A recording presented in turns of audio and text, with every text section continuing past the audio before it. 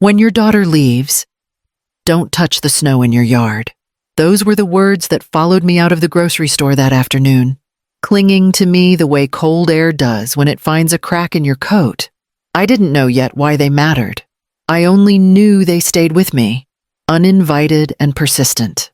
As I pushed my cart toward the parking lot. My name is Elowyn Hart. I am 72. Most days, my life runs on quiet habits. I shop at the same store, walk the same aisles, nod at the same cashier who has learned to bag my bread on top. That day was no different until I noticed the woman ahead of me at the register, counting coins with hands that shook too much to be from the cold alone. She had a small loaf of bread, a carton of milk, a few potatoes. When the cashier gently told her she was short, the woman froze, staring down as if the numbers might change if she waited long enough. I heard myself speak before I thought about it. I told the cashier to add her groceries to mine. I placed a $20 bill on the counter, the way I had done countless times for my own daughter when she was younger. The woman turned to thank me. Her grip on my sleeve was firm, surprising. She leaned closer, her voice barely there, and said the words about my daughter and the snow. She let go, gathered her bag, and walked away, leaving me standing there, listening to my heart beat faster than it should have. I stood there longer than I should have, holding my receipt like it might explain what had just happened. Ashley slid my change across the counter. "You okay, Elowyn?" she asked. Careful not to make it a scene. "I'm fine," I said. It came out steadier than I felt. The woman hadn't gone far. She waited by the doors, bag tucked under her arm. When our eyes met again, she stepped back toward me and caught my sleeve. Her fingers were strong, not desperate, intentional. "Listen," she said. "Not later. Now." I leaned in because people do when a voice drops. "You didn't have to scare me like that," I said, trying to keep it light. "I'm not trying to scare you," she said. "I'm trying to keep you breathing." "That's a bit much," I said. I smiled to soften it. She didn't smile back. "When your daughter leaves tonight, don't touch the snow in your yard. I don't have a son," I said. Reflex more than thought. "I know," she said. I said, "Daughter." I pulled my arm back an inch. She tightened her grip, just enough to stop me. "Don't shovel. Don't clear a path. Leave it the way it falls." "For how long?" I said. "Until morning," she said. "No matter what she tells you." I said, "You're mixing me up with someone else." Her eyes held mine, clear, focused. "I'm not." Ashley called my name again. The woman released me at once, as if she'd decided her part was done. "Promise me," she said. "I don't make promises to strangers," I said. She nodded, accepting that. "Then remember it," she said, and turned toward the doors. I watched her leave, the bell chiming once, then nothing. I folded the receipt into my pocket and told myself this was what loneliness does. It makes meaning where there is none. By the time I reached my car, my phone was already buzzing. Rowan's name lit up the screen. Rowan arrived just after 6, knocking once and stepping back like she wasn't sure she should be there. When I opened the door, she smiled fast and leaned in for a brief hug that didn't quite land. "Hey, Mom," she said. "I can't stay long." "That's fine," I said. "Come in anyway." She didn't take her coat off. She stood near the door, phone already in her hand, thumb moving across the screen. I noticed the way her eyes traveled the room, not lingering on anything familiar. Not the bookshelf she helped me organize. Not the photo of her father by the window. "You look good," she said.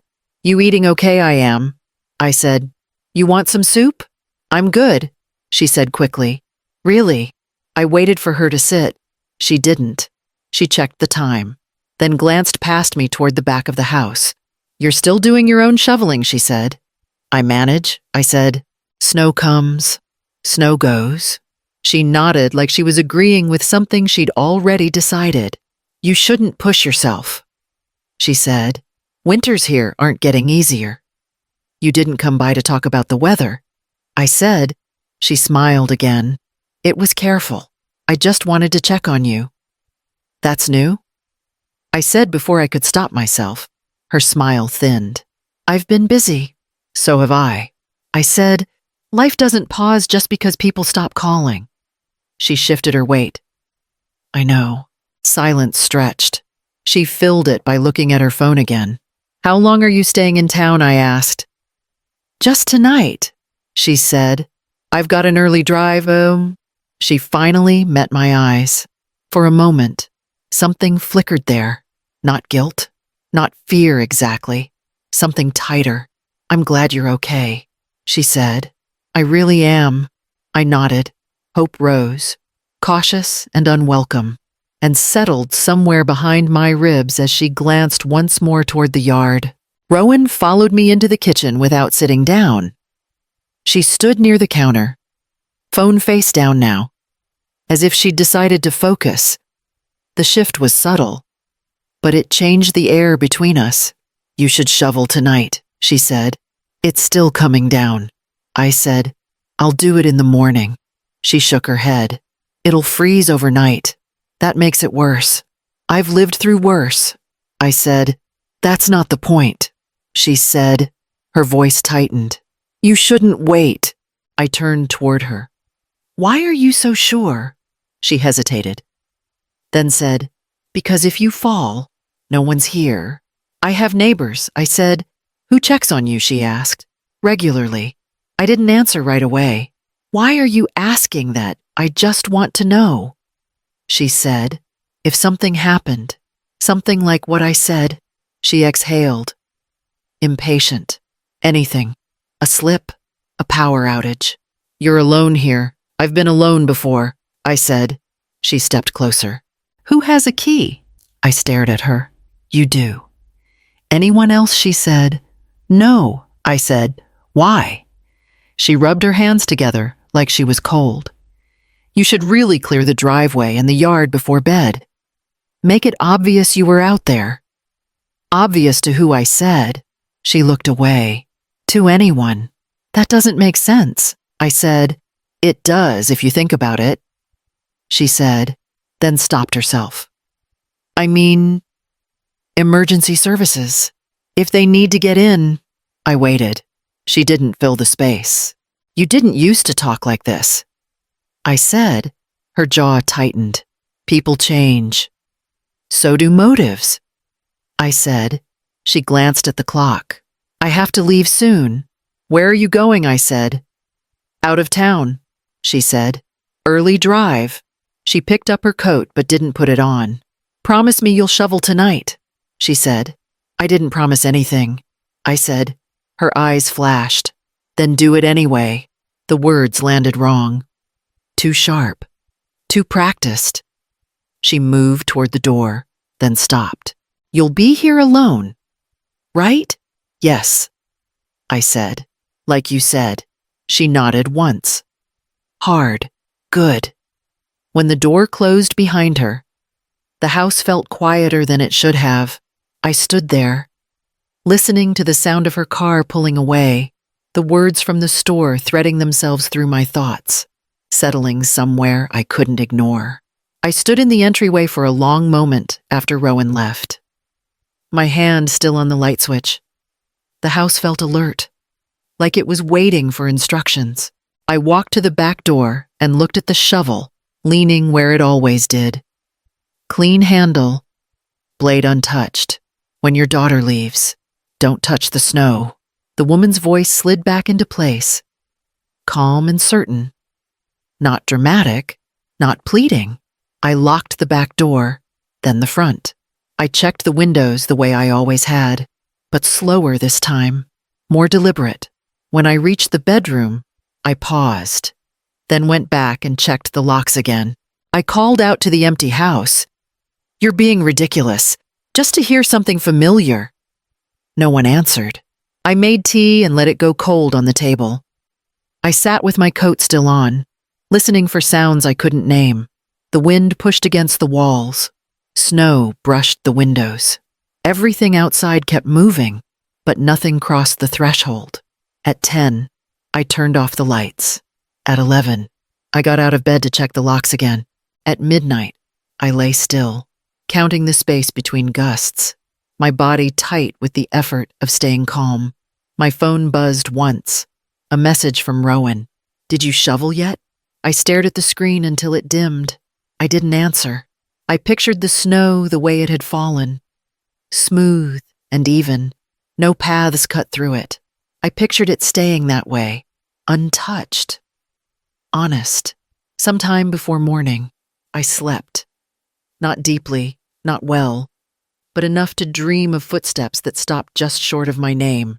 When I woke, the house was quiet in a way that felt final. I got dressed without turning on the radio. I pulled on my boots and reached for the door. The shovel was still where I'd left it. I stepped outside and saw what waiting had preserved. I took 2 steps onto the porch before my body understood what my eyes were seeing. The snow was no longer smooth.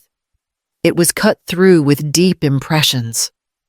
Wide and heavy, pressed down hard enough to show intent. They circled the house, not wandering, not confused, a slow, methodical path that hugged the walls, stopping at each window as if someone had paused to look inside. I moved closer to the glass, my breath shallow. Beneath the kitchen window, the snow was scraped away in short arcs, not footprints. Marks, like someone had tested the frame, then moved on. I whispered, "No," and felt the word fall flat. The prints were not mine. I hadn't stepped outside all night. They didn't come from the front walk. They came from the side yard, from the narrow gap between houses where no one had any reason to be. I backed away from the window and leaned against the counter. My legs shook, annoyed with me for pretending this was anything but what it was. Someone had been here while I slept. Someone had taken their time. If I had shoveled, the path would have been mine instead of theirs. The marks would have blurred into effort and accident. There would be nothing to see, nothing to prove. My phone was in my hand before I decided to pick it up. I didn't call Rowan. I didn't call a friend. I called the one person who had checked on me after my husband died. The one person who would look at the ground before telling me everything was fine. Samuel. I said when he answered, "Someone walked around my house last night." He didn't ask me to calm down. He said, "I'm on my way." Samuel arrived without lights or sirens. His car rolling to a stop like he didn't want to wake the street. He studied the yard first, crouching near the prints, then standing, his mouth set in a line I recognized. "This isn't kids," he said. They didn't run. They walked. I wrapped my arms around myself. Rowan told me to shovel. He looked at me, just long enough for that to register. We'll come back to that. He knocked on the door across the street. Rosemary answered in a robe, hair pulled back, eyes already alert. "Morning." "Officer," she said. "What's wrong?" "Your camera," Samuel said. "We need last night." She didn't ask questions. She stepped aside and led us to her kitchen table. The screen flickered as she rewound the footage. The hours sliding past in silence. "There," Samuel said. A dark car rolled into view with its headlights off. It stopped in front of my house, engine still running. A man got out. Tall, broad shoulders. He moved like he knew where he was going. Rosemary pressed a hand to her mouth. "That's your place." The man crossed the street and disappeared into my side yard. Minutes passed. Too many. Then he came back, unhurried, and drove away the same way he'd come. Samuel paused the frame. "That's not a delivery. That's a survey." My voice came out thin. "Survey for what?" He didn't answer right away. He rewound again. Slower this time. He checked windows. He didn't force anything. He was waiting, I said. "Yes," Samuel said. "For something to change." Rosemary looked between us. Change how Samuel shut off the screen. If the snow had been disturbed, those tracks would be gone. We wouldn't be standing here. The room felt smaller.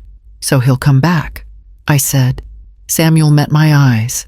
Men who move like that don't stop after one look. I thought of Rowan's voice. Controlled, urgent. The way she said, good. Samuel placed a hand on my shoulder. I'm going to have someone sit outside your house tonight. Tonight, I said. And after, he said, until we know who sent him. We stepped back outside Moissy across the street.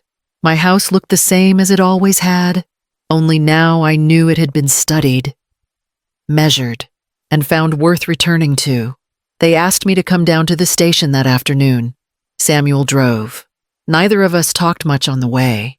Detective Marisol Keene met us in a small interview room with a legal pad and a tired face. She didn't waste time.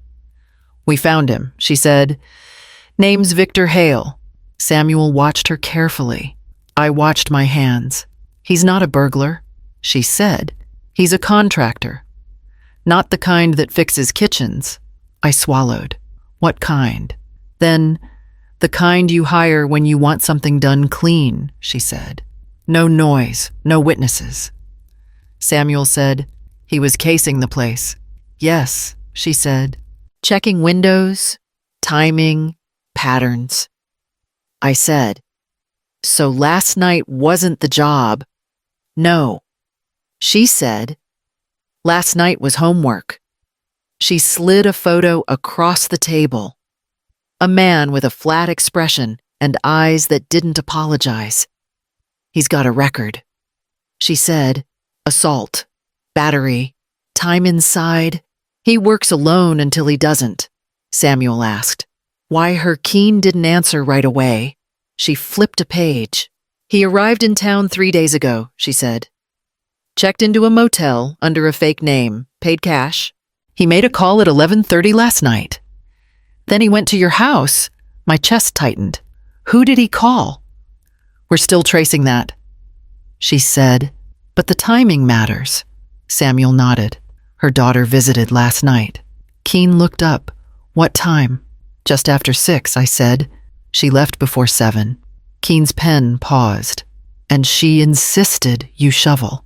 Yes, I said. She said to do it before bed. Keene leaned back.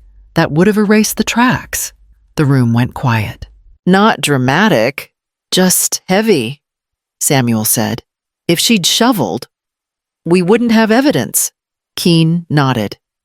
Which tells me this wasn't random. It was planned around behavior, I said. He was waiting for me to make it look normal. Yes, she said. A fall, a break-in, something that doesn't raise questions.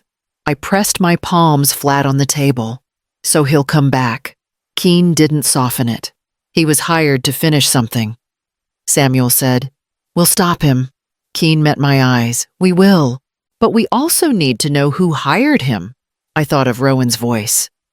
Calm, precise. The way she asked who had a key. Keene closed her folder. Sometimes the person who opens the door isn't the one who walks through it. I left the station knowing the danger had a shape now. And that shape was uncomfortably close to home. Detective Keene called me back to the station just before evening. She didn't ask if I could come. She said, I need you here. Samuel waited outside while I sat across from her. She slid a single page toward me. This is a transfer record, she said. $5,000. Sent 2 days ago. I looked at the name without reading the amount. That's my daughter's account. I said, Keene didn't correct me. It went to Victor Hale. She said, cash withdrawal followed within the hour. My mouth went dry. That's not proof, I said. People send money for lots of reasons. She nodded. We thought you'd say that. She opened a second folder. Here are the messages. She read them aloud. Because I couldn't make sure she's alone. Another pause. Do it this week. Then, softer. She won't suspect anything. I pressed my hands together to keep them from shaking. I said, that's what he called me. Yes, she said. Samuel stepped into the room. He didn't speak. He didn't need to. Keene continued. Your daughter owes a lot of money, she said. Online gambling, sports bets. It adds up fast. How much, I said. $180,000, she said. We confirmed it with her bank. I laughed once. It came out wrong. She could have asked me. I said I would have helped. Keen didn't argue. Your house is worth more than that, she said. And she's your only heir. The words lined themselves up. Neat and cruel. The insistence about shoveling. The questions about keys. The way she asked if I'd be alone. The snow. I said she wanted the snow gone. Yes. Keen said. No tracks. No reason to look twice. Samuel finally spoke. We stopped him before he came back. I nodded. Because it was easier than feeling everything at once. Keen closed the folder. We're taking Rowan into custody tonight. I stared at the table. Don't tell her I was here. I said. Keen met my eyes. Are you sure I am? I said. She already made her choices. When I stood, my legs held. That surprised me. What broke wasn't my balance. It was something quieter, something I couldn't put back the way it had been. Rowan was arrested that night at her apartment across town. Samuel called me from the car. She didn't resist. He said, she asked if you were safe. I didn't answer right away. Tell her I am. I said, and that I won't be visiting. The case moved faster than I expected. Rowan pleaded guilty. The judge spoke in measured sentences about intent and consequence. I listened from the back row, my hands folded, my face still. When it was over, Samuel asked if I wanted a ride home. No, I said, I need to walk. A week later, I called a realtor. I want to sell. I said, soon. The house had done its job. It had kept me alive. I didn't ask it to hold anything else. I moved into a smaller place near the library where I used to work. First floor, good light, no stairs to argue with. My neighbor, Carol, knocked the first evening with a casserole and said, we eat together on Wednesdays. I said, okay, and meant it. Life didn't reset. It narrowed. That helped. Mornings became coffee in the paper. Afternoons became volunteering at the reading room. Evenings became chess at the community center with people who didn't need explanations. One afternoon, Ashley from the grocery store recognized me. You look lighter, she said. I am. I said, in the ways that matter. Here's the lesson I carry now, and I say it plainly because plain things last love doesn't require access. Care doesn't mean compliance. Boundaries are not punishments, they're protections. If someone asks you to erase the evidence of your own safety, listen to what that costs you. If this story meant something to you, tap like, leave a comment, or subscribe so these stories reach the people who need them. It helps more than you think. When the snow melted that spring, it took the tracks with it. What remained was the truth I chose to keep. I'm still here. I'm careful. And I'm surrounded by people who show up without asking me to disappear.